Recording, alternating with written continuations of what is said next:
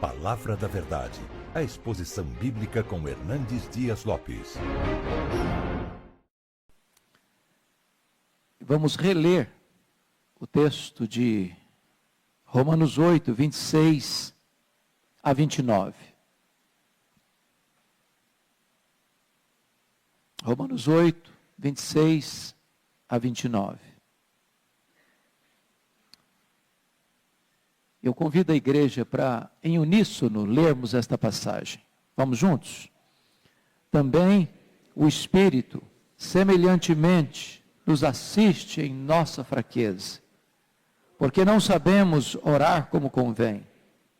Mas o mesmo Espírito intercede por nós, sobremaneira, com gemidos inexprimíveis. E aquele que sonda os corações, sabe qual é a mente do Espírito, porque segundo a vontade de Deus, é que Ele intercede pelos santos. Sabemos que todas as coisas cooperam para o bem daqueles que amam a Deus, daqueles que são chamados segundo o seu propósito. Porquanto aos que de antemão conheceu, também os predestinou, para serem conformes à imagem de seu Filho, a fim de que ele seja o primogênito entre muitos irmãos. Eu quero tratar aqui de 4 verdades nesse texto. Quero falar sobre a solidariedade de Deus, a compaixão de Deus, a sabedoria de Deus e o propósito de Deus. Eu quero fazer uma pergunta pessoal para você. Olhando no espelho da sua alma, honestamente, como é que você se vê? Uma pessoa forte ou uma pessoa fraca? Honestamente.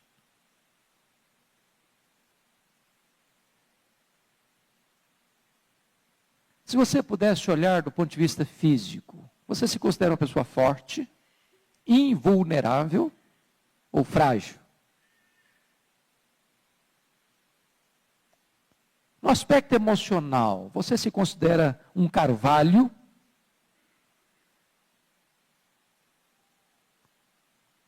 Ou um caniço agitado pelo vento?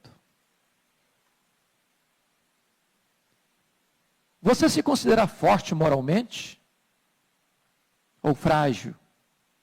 Frágil. Como é que você se vê espiritualmente?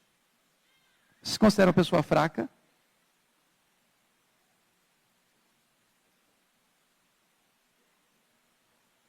Penso eu, se nós fizermos essa análise honesta, todos nós vamos dizer, eu sou fraco.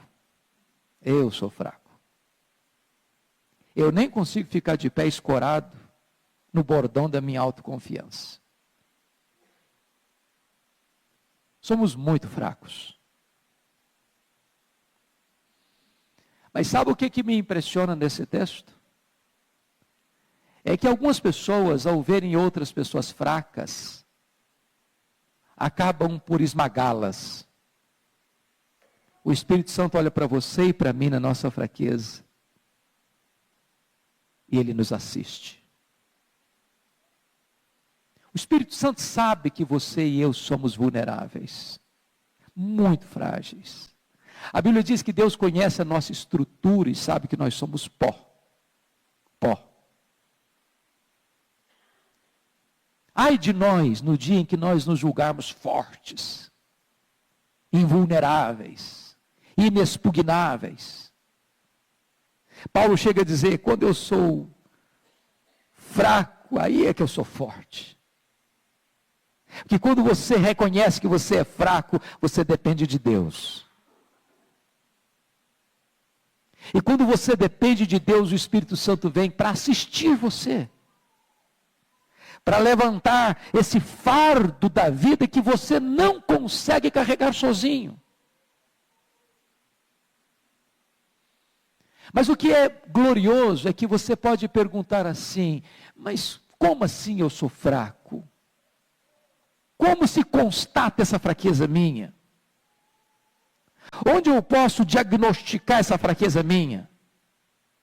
No que consiste a minha fraqueza?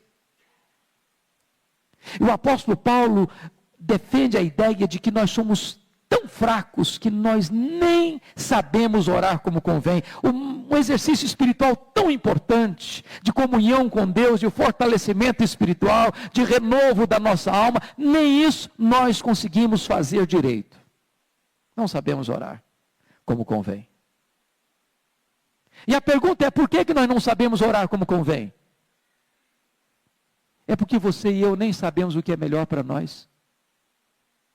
Quantas vezes você já pediu para Deus algo, achando que você estava pedindo aquilo que era mais importante para a sua vida, e Deus não concedeu para você. Deus não atendeu o seu pedido. Deus disse um não para você. E naquele não de Deus estava a misericórdia dele, estava o cuidado dele, estava o livramento dele. Porque você pediu para Deus uma pedra, pensando que estava pedindo um pão. Deus nos assiste em nossa fraqueza. Porque na hora que nós desejamos algo para a nossa vida, pensando que estamos pedindo aquilo que é mais importante para a nossa história, que nós não conseguiríamos viver sem aquilo que pedimos, Deus disse, não, eu não vou lhe dar, porque o que você está pedindo não faz sentido, não é o melhor para a sua vida, e eu quero alinhar o seu coração com a minha vontade, e não com o seu desejo.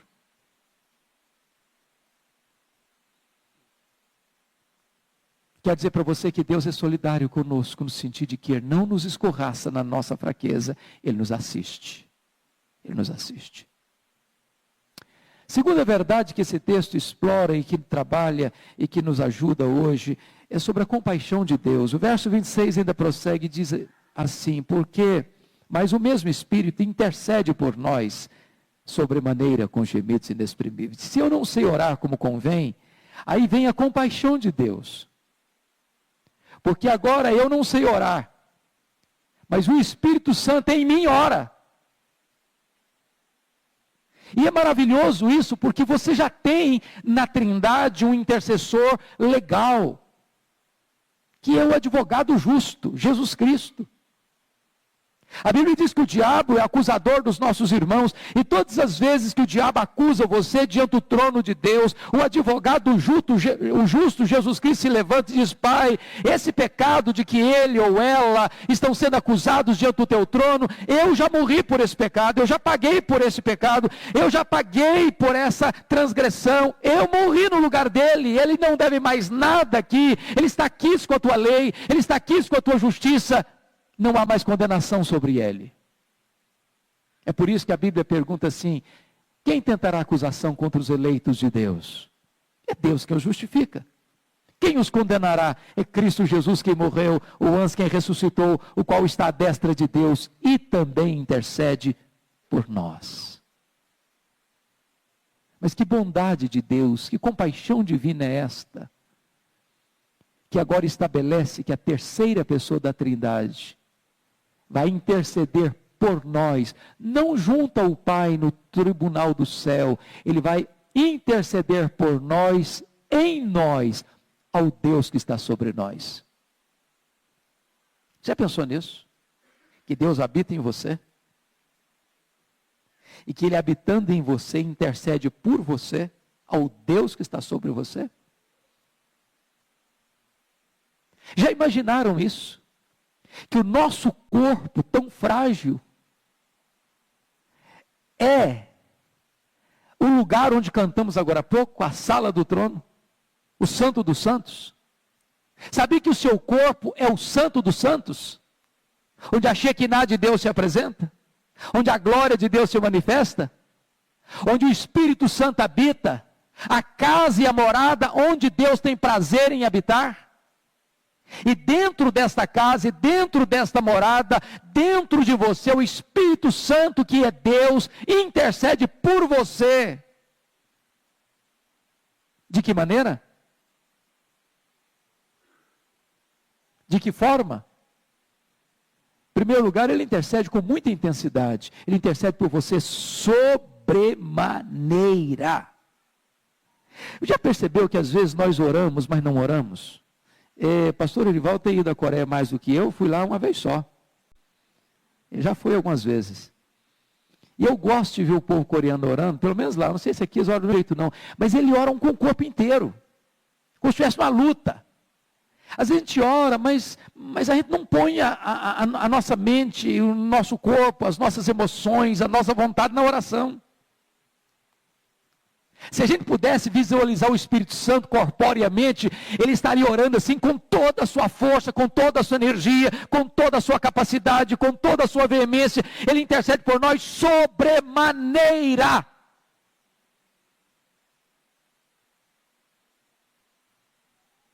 Mas em segundo lugar, o Espírito Santo intercede por nós, usa o texto aí, com gemidos inexprimíveis. Você já orou assim, gemendo? Talvez as orações mais eloquentes que nós fazemos são aquelas que você não consegue articular nenhuma palavra. Porque Deus lê a alma, Deus escuta os gemidos. Eu acho que às vezes que eu já orei com mais intensidade, eu tinha um nó na garganta, e o som não saía. Aquelas noites escuras da alma, aqueles vales mais profundos da vida, aquelas horas mais amargas da sua história, aqueles momentos em que você se sente esmagado por um peso cruel que achata você, e você se debulha diante de Deus, e você se espreme na presença de Deus, e nessa hora não sai palavras, só sai gemidos. E é dessa maneira, e é com essa intensidade, com essa agonia, que o Espírito Santo de Deus intercede por nós com gemidos inexprimíveis. Ele que conhece todas as línguas, Ele que conhece todos os dialetos, Ele que conhece todas as linguagens dos céus e da terra, Ele ora por você, em você, desta maneira agônica. Ah, mas que bênção é saber que eu não sei orar como convém, mas o Espírito Santo que ora por mim e em mim, Ele ora de forma eficaz, porque é segundo a vontade de Deus é que Ele intercede pelos santos. Que coisa boa é saber que você tem um intercessor no céu, e você tem um intercessor na terra, que você tem um intercessor junto ao tribunal de Deus, e você tem um intercessor no tribunal do seu coração. E Ele nunca desperdiçou nenhuma das suas intercessões em seu favor. Se você tiver alguma dúvida da importância da oração, saiba que dentro da Trindade você tem 2 intercessores. O nosso sumo sacerdote está lá no céu, intercedendo por nós. Se você tem alguma dúvida da importância da oração, saiba que o Espírito Santo, o outro Consolador que foi derramado para estar conosco, Ele está em nós, intercedendo por nós. Mas a terceira verdade que esse texto nos ensina, irmãos, está no verso 28, é a sabedoria de Deus.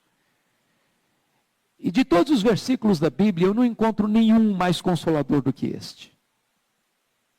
E Paulo, que não vai usar uma linguagem sem definições claras, escolhe um termo preciso, vindo da matemática, daquilo que é exato, daquilo que não é a linguagem da conjectura hipotética, mas a linguagem da certeza experimental. E ele diz: nós sabemos. Oh, que bênção! Eu não penso assim, nós imaginamos, ou nós sentimos. Sabe por quê? Porque o que nós sentimos às vezes dá uma variada. Não é assim com você?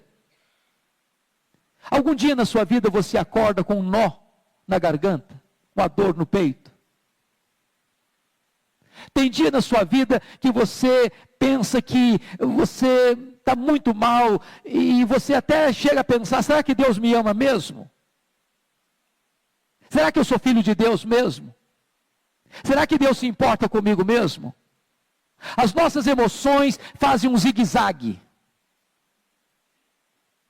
Mas o que você sabe não muda com as suas emoções. A verdade de Deus não se altera pelo fato de um dia você está triste, outro dia você está alegre, um dia você está entusiasmado, outro dia você está no fundo de um poço. A verdade de Deus não altera a seu respeito. Por isso Paulo diz, nós sabemos. Nós não cogitamos, nós não sentimos, nós sabemos. E aquilo que você sabe não muda. Faça chuva, faça sol, é de noite, é de dia, é no vale, é no monte, é com saúde, é doente, é num CTI de hospital, ou é de férias num lugar gostoso e aprazível, nós sabemos. E sabemos o quê? Que algumas coisas, que poucas coisas, que a maioria das coisas, não que todas as coisas. Todas as coisas cooperam para o bem daqueles que amam a Deus. Sabe o que esse texto está ensinando?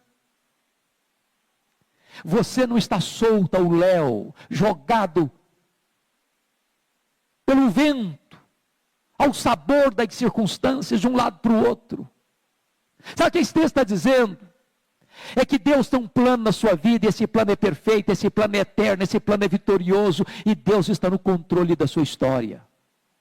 Sabe o que esse texto está dizendo? É que você pode descansar o seu coração em Deus, porque as circunstâncias adversas ou as alegres que chegam na sua vida não têm acaso. Existe uma providência soberana e sábia. Sabemos disso. Temos convicção disso. É claro que o apóstolo Paulo não está querendo dizer com isso que tudo que acontece com você e comigo são coisas boas. É claro que não. Nós estamos vivendo num mundo caído, sujeito a tantas coisas tristes, más, violentas, injustas. Em outras palavras, você é crente, você é fiel a Deus, você anda com Deus, o Espírito Santo habita em você, ora por você, mas você está num mundo caído, e você enfrenta lutas, e você enfrenta tempestades, e você enfrenta crises na família, você enfrenta problemas no seu trabalho, você enfrenta problema na sua família, você enfrenta crise dentro de você. Você perde emprego, você bate carro, você sofre acidente, você fica doente. O que Paulo está dizendo é que se você ama Deus, mesmo essas circunstâncias adversas, contrárias, sombrias, tenebrosas, Deus pega essas circunstâncias todas e faz como que uma tapeçaria divina, como que um quebra-cabeça, como que um mosaico, e ao final, tudo isso você vai entender, contribuiu para o seu bem. Eu fico olhando algumas circunstâncias bíblicas. Por exemplo, abra lá comigo, por favor, em Gênesis 42. Gênesis 42. Jacó está fazendo uma séria reclamação, quando ele tem que mandar para o Egito o seu filho Benjamim. Simeão já tinha ficado lá, porque o governador do Egito disse o seguinte: se não vier o caçula, o irmão de vocês caçula, vocês não vão ter mais pão, vocês não vão ter mais mantimento. Era um tempo de fome. E quando acabou o alimento e tiveram que voltar para o Egito para comprar trigo, e o Benjamim precisou ir com eles, olha o que ele vai dizer. Então lhes disse Jacó, verso 36, então lhes disse Jacó seu pai: tens-me privado de filhos, José já não existe, Simeão não está aqui, is levar Benjamim, todas essas coisas me sobrevêm. Ele está olhando para esse cenário e lamentando, e murmurando, e reclamando da providência carrancuda. E ele nem sabia essas alturas que por trás de toda essa providência carrancuda havia uma face sorridente, havia um plano maravilhoso, havia uma providência gloriosa para que a família dele fosse exaltada, para que o filho dele, que pensava ele estava morto, fosse o governador do Egito, para ser o salvador do mundo, numa linguagem bíblica. Talvez aquilo que hoje você lamenta como a maior dor da sua alma, como o maior problema da sua família, amanhã isso vai ser a grande alegria da sua alma e o motivo do seu maior louvor a Deus. Sabemos que todas as coisas cooperam para o bem daqueles que amam a Deus. Pela nossa limitação, o nosso campo de visão é muito estreito, muito limitado, muito curto. Nós só enxergamos um palmo na frente do nosso nariz, mas Deus enxerga na curva, Deus vê no escuro, Deus vê o amanhã, e Ele está trabalhando não contra nós, mas a nosso favor, e Ele está trabalhando para o nosso bem, para o nosso bem. Sabemos disso, sabemos disso. É claro que hoje, quando você olha para um momento difícil na sua casa, é claro que hoje, quando você olha para um momento difícil na sua família, é claro que hoje, quando você vê um filho passando por uma luta, ou você vê um problema no casamento, ou você vê um problema financeiro, ou você vê uma circunstância adversa que vem de roldão em cima de você, você chora, você lamenta, você murmura. Mas às vezes nós estamos olhando para esse cenário pelo avesso. Deus está olhando lá na frente. Diz: meu filho, eu estou no controle. Eu não perdi o controle. Eu sei o que estou fazendo. Eu não estou trabalhando contra você, eu estou trabalhando por você. Nós sabemos disso. Nós sabemos disso. E eu quero concluir dizendo que depois que nós trabalhamos a questão da solidariedade, da compaixão e da sabedoria, tem um propósito. Tem um propósito. Todas as coisas cooperam para o bem. E a pergunta é: que bem? Que bem é esse? Qual o grande projeto de Deus na sua vida? Eu, quando olho para as livrarias, eu vejo que muita gente pensa que o grande projeto da vida é ganhar dinheiro. Ganhar dinheiro não é errado, não. Nem é pecado. E nós deveríamos ter sonhos, nós deveríamos ter alvos, nós deveríamos ter projetos de avançar, de melhorar. Mas eu quero dizer para você que o grande projeto de Deus na sua vida não é você ganhar dinheiro e ser rico. Qual o projeto de Deus na sua vida? Ser uma pessoa de sucesso? Não tem nada de errado em ser uma pessoa de sucesso. Se Deus conduzir você para isso, nenhum problema. Se você honrar a Deus nessa posição, nenhum problema. Mas eu quero dizer para você que o grande projeto de Deus na sua vida não é fazer de você uma pessoa de sucesso. O versículo 29 estabelece o propósito. Aliás, Deus já predestinou você para isso. E a predestinação de Deus não foi um plano B porque o plano A fracassou. A predestinação de Deus não foi no curso da história. A predestinação de Deus foi lá na eternidade, antes da fundação do mundo, antes que você existisse. Deus já conhecia você, Deus já amava você, Deus já havia predestinado você para um propósito. Que propósito é esse? Você ser uma pessoa parecida com Jesus. Deus nos predestinou para sermos conformes à imagem do seu Filho. Então é hora de você fazer uma pergunta para a sua própria alma. O que eu sou? O que eu penso? O que eu falo? O que eu faço? Como eu ajo? Como eu reajo? Eu resplandeço na minha vida o caráter de Jesus? Será que as pessoas podem ver Jesus em mim? Será que Jesus está sendo formado em mim? Eu quero dizer para você que ser cheio do Espírito Santo é exatamente ser uma pessoa parecida com Jesus. A grande marca de uma pessoa cheia do Espírito Santo é que ela está cheia de Jesus. Parecida com Jesus. Tem o caráter de Jesus. Se você ainda não tinha descoberto o propósito da sua vida, por que você veio ao mundo? Para que você existe? Saiba disso. Deus tem esse propósito na sua vida estabelecido lá na eternidade. Ele quer que você seja parecido com Jesus. Ele predestinou você para isso. Esse é o grande propósito da sua vida. As outras coisas, ser rico, ser famoso, ter sucesso, até ter saúde, vem a reboque. Mas o grande projeto de Deus é você ser parecido com Jesus. Muito mais do que levar você para a glória, Deus quer transformar você à imagem do Rei da Glória.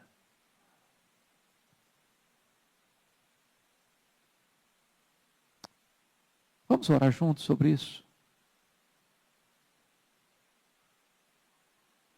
Curva sua fronte.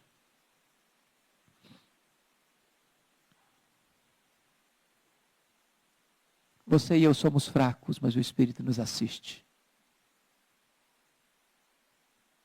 Você e eu não sabemos orar, mas o Espírito ora por nós. Você e eu tantas vezes não sabemos fazer escolhas boas, mas sabemos que todas as coisas cooperam para o nosso bem.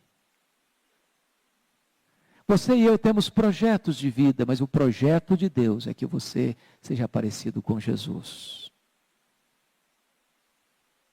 E é o Espírito Santo quem nos capacita a isso. Ó Deus bendito, Deus de toda graça, aqui está o teu povo. Povo amado, povo escolhido, povo separado, povo selado, povo habitado pelo teu Espírito. Povo cujo nome está escrito no livro da vida. Povo que foi chamado para ser enviado como luz das nações.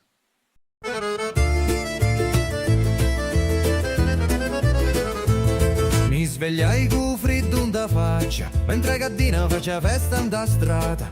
Misi scarpe, uno sì e uno no, e si fuori con tutto cori in moto. A porta scrusciavo, cielo era chiatto, i femmini già parlano un tovatto. Un vicino mi dissi, oh cammini presto, ci rispondi no, cerco lo resto. Presto in un giorno che non vuole pensare, ma vuole campare, ridere, scappare. E fuori a casa tutto era come prima, ma in l'aria c'era una gioia più fina. Un paese si muove come una canzone, ogni voce, ogni passo, ogni parola. Sogno figlio di sta terra sincera, e quando esci fuori mi sento intera. Fuori casa tutto canta, voci risate o profumo d'arancia. Non c'è regola, non c'è strada, si sente libero quando vai in tagliazza.